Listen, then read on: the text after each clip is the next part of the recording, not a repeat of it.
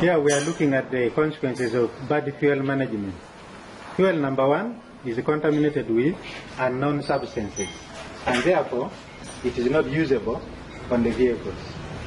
Fuel number 2 is contaminated with water, and there is bacterial action between the water and the diesel, and therefore if used on the vehicle, the result is as you see on the filters, which are next to it.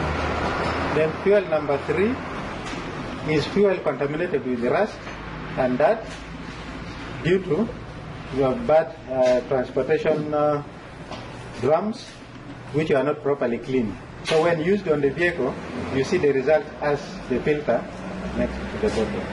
Fuel number 4 is from a well-managed fuel stock, properly decanted, and the result is as you can see from the fuel filter.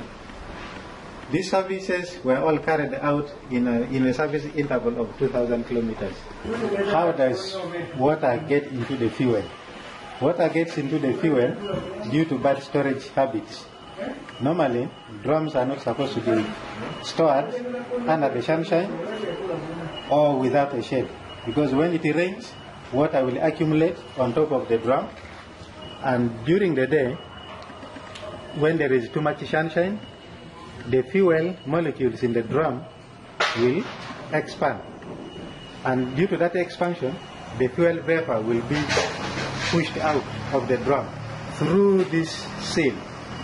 And then at night, when the temperatures go low, the fuel will cool down, and there is going to be a vacuum created in the tank, and therefore the vacuum will suck the air into the tank to compensate what was lost. But because there is water on top, then this water will go together with the air. That is how water goes into the tank. It will result into what we see on the bottle here. Okay, we normally recommend that we use large capacity tanks such as this, about 500 liters minimum, for better fuel decantation. Keeping fuel in the drums results into accumulating a lot of dust and water. So when we use this, we eliminate all the dirt from going into the vehicle tanks, and therefore we recommend that we use plastic tanks such as this septic tank. And then number 2, if you have to suck the fuel from the pump, from the tank, you use this flexible hose pipe with a non-return valve. So you immerse it in the fuel according to where the level is, so that you can always be consuming from the top. The rule is never consume from the bottom of the tank. So use the MSF standard fuel pumps. It has the counter, it has the filter that will absorb any extra dirt and water. You need to calibrate this pump every 3 months. Properly the pump, you need a bottle which is like this with a smaller top, like a burette.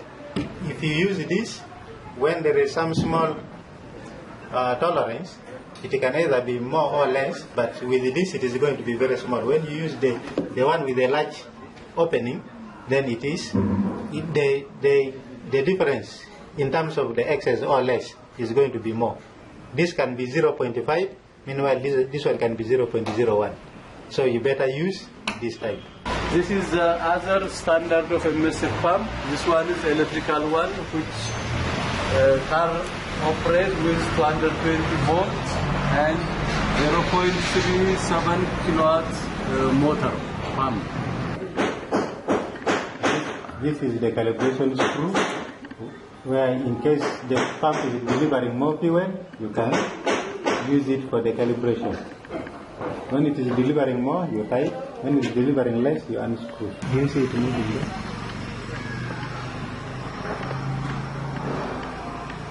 You see?